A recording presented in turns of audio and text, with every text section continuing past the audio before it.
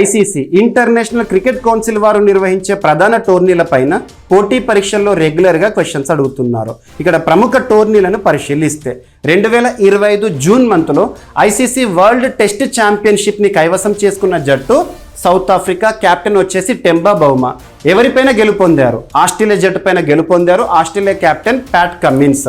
మరి ICC world test championship final match వేదిక Lord's cricket మైదానం, ఇంగ్లాండ్. ఇక 2024 సంవత్సరంలో ఐసీసీ నిర్వహించిన T20 క్రికెట్ వరల్డ్ కప్ విజేత వచ్చేసి భారత్, రన్నరప్ వచ్చేసి సౌత్ ఆఫ్రికా. భారత కెప్టెన్గా రోహిత్ శర్మ గారు. మరి ఐసీసీ T20 వరల్డ్ కప్ 2024కు ఆతిథ్యం ఇచ్చిన దేశాలు యునైటెడ్ స్టేట్స్ ఆఫ్ అమెరికా మరియు వెస్టిండీస్. ఇక 2023 సంవత్సరంలో జరిగిన ఐసీసీ వన్డే వరల్డ్ కప్ విజేతగా ఆస్ట్రేలియా, రన్నరప్ వచ్చేసి ఇండియా. ఆతిథ్యం ఇచ్చిన దేశం Bharat. ICC international cricket council 1909 సంవత్సరంలో ఏర్పాటైంది. దాని యొక్క ప్రధాన కేంద్రం వచ్చేసి దుబాయ్.